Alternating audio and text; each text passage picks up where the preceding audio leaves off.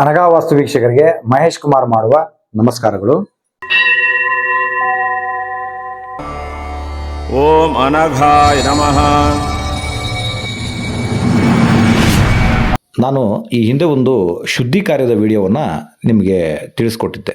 ಅದರಲ್ಲಿ ಶುದ್ಧಿ ಕಾರ್ಯದ ಹಿನ್ನೆಲೆ, ಶುದ್ಧಿ ಕಾರ್ಯವನ್ನು ಯಾವ ರೀತಿಯಾಗಿ ಮಾಡಿಕೊಂಡ್ರೆ ಏನೇನು ಫಲಗಳು ಸಿಗುತ್ತೆ, ಯಾವ ರೀತಿಯಾಗಿ ಶುದ್ಧಿ ಕಾರ್ಯವನ್ನು ಮಾಡ್ಕೋಬೇಕು, ಒಂದು 30-40 ಅಳತೆಯ ಸೈಟಲ್ಲಿ ಏನೆಲ್ಲ ವಸ್ತುಗಳು ಯಾವೆಲ್ಲ ಪ್ರಮಾಣದಲ್ಲಿ ಬಳಸಿದಾಗ ಆ ಶುದ್ಧಿ ಕಾರ್ಯ ಒಂದು ಸಂಪನ್ನವಾಗುತ್ತೆ ಅನ್ನುವಂಥ ವಿಚಾರವನ್ನು ಪೂರ್ತಿ ಒಂದು ಡೆಮೋ ಕೊಟ್ಟು, ಅಂದರೆ ಪ್ರಾಕ್ಟಿಕಲಾಗಿ ಹೇಗೆ ಮಾಡೋದು ಅಂತೆಲ್ಲ ನಾನು ನಿಮಗೆ ತೋರಿಸ್ಕೊಟ್ಟಿದ್ದೆ.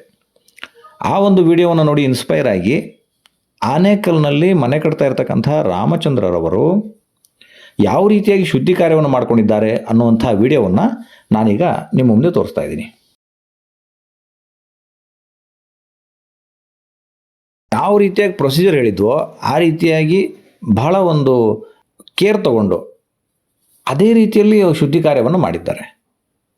ನೋಡ್ಬೋದು ನೀವು, ಸಗಣಿ ಇರ್ಬೋದು, ಗೋಮೂತ್ರ ಇರ್ಬೋದು, ಅರಿಶಿಣ ಇರ್ಬೋದು, ಉಪ್ಪಿರ್ಬೋದು, ಪ್ರತಿಯೊಂದನ್ನು ಸಂಗ್ರಹ ಮಾಡ್ಕೊಂಡಿದ್ದಾರೆ. ಅದೇ ರೀತಿ ಬಿಳಿ ಸಾಸಿವೆ ಕೂಡ ತಂದ್ಕೊಂಡಿದ್ದಾರೆ.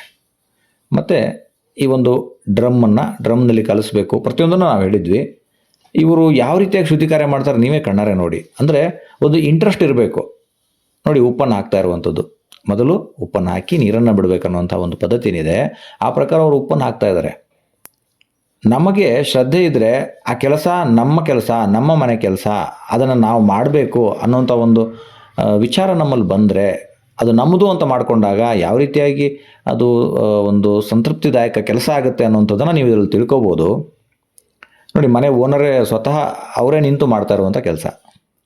ಈ ರೀತಿಯಾಗಿ ಜವಾಬ್ದಾರಿ ತಗೊಂಡು ನಿಮ್ಮ ಮನೆ ಕೆಲಸಗಳನ್ನು ನೀವು ಮಾಡಿಕೊಂಡಾಗ ಅದು ಅದೇ ರೀತಿ ಫಲವನ್ನು ಸಹ ಕೊಡುತ್ತೆ ನಿಮಗೆ. ಆ ಮನೆ ನಿಮ್ಗೆ ಕನೆಕ್ಟೆಡ್ ಇರುತ್ತೆ. ನೀವು ಎಲ್ಲಿ ಎಷ್ಟು ವರ್ಷ ಬಾಳ್ತಿರೋ, ನಾನು ಇಷ್ಟು ಶ್ರದ್ಧೆಯಿಂದ ಇಷ್ಟು ಕೆಲಸ ಮಾಡಿದ್ದೆ ಈ ಮನೆಗೋಸ್ಕರ ಅನ್ನುವಂಥದ್ದು ಆ ಒಂದು ಇದರಲ್ಲಿ ಮನಸ್ಸಲ್ಲಿ ಉಳ್ಕೊಳ್ಳುತ್ತೆ.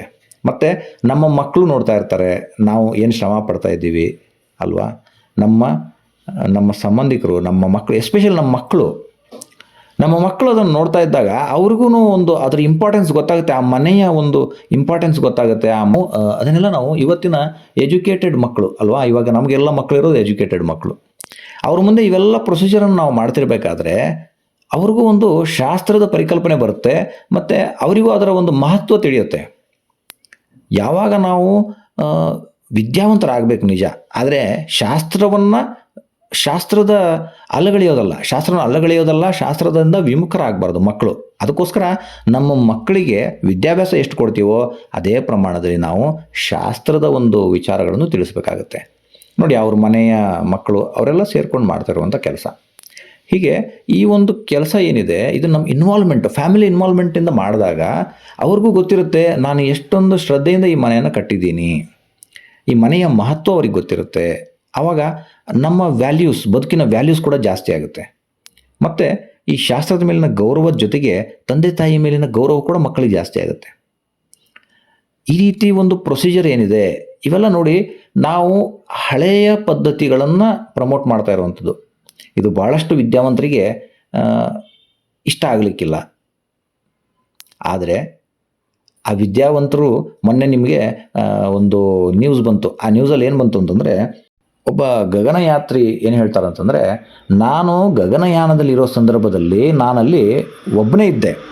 ಆ ಭಯದಲ್ಲಿ, ಆ ಒಂದು ಫ್ರಸ್ಟ್ರೇಷನ್ನು, ಆ ಭಯ ಯಾರ ಹತ್ರ ಏನು ಹೇಳ್ಕೋಬೇಕಂತ ಗೊತ್ತಿಲ್ಲ. ಆವಾಗ ನನಗೆ ಹನುಮಾನ್ ಚಾಲಿಸವನ್ನು ಪಠನೆ ಮಾಡ್ತೀನಿ, ಆ ಹನುಮಾನ್ ಚಾಲಿಸ ನನಗೆ ಒಂದು ಶಕ್ತಿಯನ್ನು ಕೊಡ್ತು ಅಂತ ಅವ್ರು ಹೇಳ್ತಾರೆ.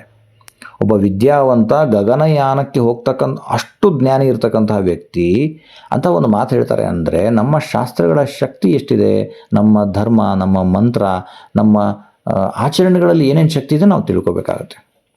ಹಾಗಾಗಿ ಈ ಪ್ರೊಸೀಜರ್ ಕೂಡ ಆ ಒಂದು ಶಾಸ್ತ್ರದ ಭಾಗ ಅನ್ನೋದನ್ನು ಮರಿಬೇಡಿ ನೋಡಿ. ಅವರು ಅದನ್ನೆಲ್ಲ ಅರಿಶಿಣವನ್ನು, ಸಗಣಿಯನ್ನು, ಗೋಮೂತ್ರವನ್ನು ಕಲಸಿ ಎಲ್ಲ ಅವರ ಸೈಟಿಗೆ ಅದನ್ನು ಪ್ರೋಕ್ಷಣೆ ಮಾಡ್ತಾ ಇದ್ದಾರೆ. ಈ ಪ್ರೋಕ್ಷಣೆಯನ್ನು ಮಾಡಿದಾಗ ಈ ಭೂಮಿ ಒಂದು ಶುದ್ಧೀಕರಣದ ಹಂತ. ಇದೊಂದು ಶುದ್ಧೀಕರಣ ಪ್ರಕ್ರಿಯೆ. ಈ ಭೂಮಿ ಅದನ್ನೆಲ್ಲ ಗ್ರಹಿಸ್ಕೊಳ್ಳುತ್ತೆ. ಅದರಲ್ಲಿ ಏನೇನು ಕಲ್ಮಶಗಳಿದೆ ಅದನ್ನೆಲ್ಲ ಅದು ನ್ಯೂಟ್ರಲ್ ಮಾಡುತ್ತೆ. ಇದೆಲ್ಲ ಆದಮೇಲೆ ಬಿಳಿ ಸಾಸಿವೆ ಹಾಕುವಂಥದ್ದು ನಾವು ಹೇಳಿದ್ದೀವಿ ನಿಮಗೆ. ಅಲ್ವಾ? ಈ ಬಿಳಿ ಸಾಸಿವೆ ಮೊಳಕೆ ಬಂದ ಮೇಲೆ ಆ ಮನೆ ಕಟ್ಟೋದಕ್ಕೆ ಅದು ನಮಗೆ ಪರ್ಮಿಷನ್ ಕೊಡುತ್ತೆ. ಹೀಗೆ ಇದೊಂದು ಶುದ್ಧೀಕರಣದ ಹಂತ. ನಾವು ಸಿಮೆಂಟಿನ ಯುಗದಲ್ಲಿದ್ದೀವಿ. ಎಲ್ಲೇ ಹೋದರೂ ಸಿಮೆಂಟ್ ಪುಡಿನೇ ಸಿಗೋದು ನಿಮಗೆ. ಇವತ್ತು ಧೂಳು ಅಂತ ಏನು ಹಾರು ಬರ್ತಾ ಇದೆ ಬೆಂಗಳೂರಲ್ಲಿ, ಆ ಧೂಳು ಪೂರ್ತಿ ಸಿಮೆಂಟು. ಅದು ಕಣ್ಣಲ್ಲಿ ಹೋದರೆ ಕಣ್ಣು ಬೇನೆ ಬರುತ್ತೆ. ಮೊದಲು ಮಣ್ಣು ಬಿದ್ದರೆ ಏನಾಗ್ತಿರ್ಲಿಲ್ಲ. ಇವತ್ತಿನ ಮಣ್ಣು ಬಿದ್ದರೆ ಕಣ್ಣು ಬೇನೆ, ಕಣ್ಣಿಗೆ ಸಾಕಷ್ಟು ರೋಗಗಳು ಬರ್ತಾ ಇದ್ದಾವೆ. ಯಾಕೆ? ಆ ಮಣ್ಣಲ್ಲಿ ಇರುವಂಥದ್ದು ಆ ಒಂದು ಸಿಮೆಂಟಿನ ಅಂಶನೇ ಜಾಸ್ತಿ. ಯಾಕಂದರೆ ರಸ್ತೆಗಳು ಸಿಮೆಂಟು, ನಮ್ಮ ಫ್ಲೈಓವರ್ಗಳು ಸಿಮೆಂಟು, ನಮ್ಮ ಮೆಟ್ರೋ ಮಾರ್ಗಗಳು ಸಿಮೆಂಟು, ನಾವು ಕಟ್ತಾ ಇರೋ ಮನೆ ಸಿಮೆಂಟು, ನಾವು ಕಟ್ತಾ ಇರೋ ಮನೆಯ ಇಟ್ಟಿಗೆ ಕೂಡ ಸಿಮೆಂಟು. ಮಣ್ಣಿಗೆ ನಾವು ಕನೆಕ್ಷನಲ್ಲೇ ಇಲ್ಲ. ಈ ಒಂದು ವಿಚಾರವಾಗಿ ನೋಡೋಕೆ ಹೋದಾಗ ಈ ಮಣ್ಣನ್ನು ಶುದ್ಧೀಕರಣ ಮಾಡಿ ಮುಂದುವರೆದಾಗ ಆ ಮಣ್ಣಲ್ಲಿ ಇರ್ತಕ್ಕಂತಹ ಯಾವುದೇ ದೋಷಗಳಿದೆ ಅದೆಲ್ಲ ನಿವಾರಣೆ ಆಗುತ್ತೆ. ಆ ರೀತಿಯಾಗಿ ನಿವಾರಣೆಗೊಂಡಾಗ ನಿಮಗೆ ಇನ್ನಷ್ಟು ಒಂದು ಈ ಗೊತ್ತಲ್ಲ ನಿಮಗೆ, ಮನಸ್ಸಲ್ಲಿ ಒಂದು ಏನು ಮನಸ್ಸಲ್ಲಿ ಅಳುಕುಗಳಿರಬಾರ್ದು. ಈ ರೀತಿಯಾಗಿ ನಾವು ಒಂದು ಪದ್ಧತಿಯನ್ನು ಫಾಲೋ ಮಾಡಿದಾಗ ಮನಸ್ಸಲ್ಲಿ ಅಳುಕುಗಳು ಸಹ ಇರಲ್ಲ. ಅಯ್ಯೋ ಅಲ್ಲಿ ಏನಿತ್ತೋ ಏನೋ, ನಾವು ಕರೆಕ್ಟಾಗಿ ಮಾಡಿಲ್ಲ, ಅದನ್ನು ನೋಡಿಲ್ಲ, ಸೊ ಯಾರಾದರೂ ಏನಾದರೂ ಹಾಗೆ ಏನೋ ಒಂದು ಡೌಟ್ಗಳು ಬರೋಕ್ಕೆ ಶುರು ಆಗುತ್ತೆ ಮುಂದೆ ಏನೋ ಒಂದು ತೊಂದರೆ ಬಂದಾಗ. ಸೊ ಇದನ್ನು ನಾವು ಇದ್ರ ಬಗ್ಗೆ ಡೌಟ್ ಕ್ಲಿಯರ್, ಯಾಕಂದರೆ ಅದು ಭೂಮಿ ಒಳಗಿದೆ. ಒಂದು ನಾವು ಫುಟಿಂಗ್ ಹಾಕೊಂಡು ಮೇಲೆ ಬಂದು ಪ್ಲಿಂತ್ ಬೀಮ್ ಹಾಕಿ ಪ್ಲಿಂತನ್ನು ಕವರ್ ಮಾಡಿದ್ಮೇಲೆ ಸಂಪೂರ್ಣ ಅದು ಬ್ಲಾಕು ಕೆಳಗಡೆ, ಕರೆಕ್ಟಾ?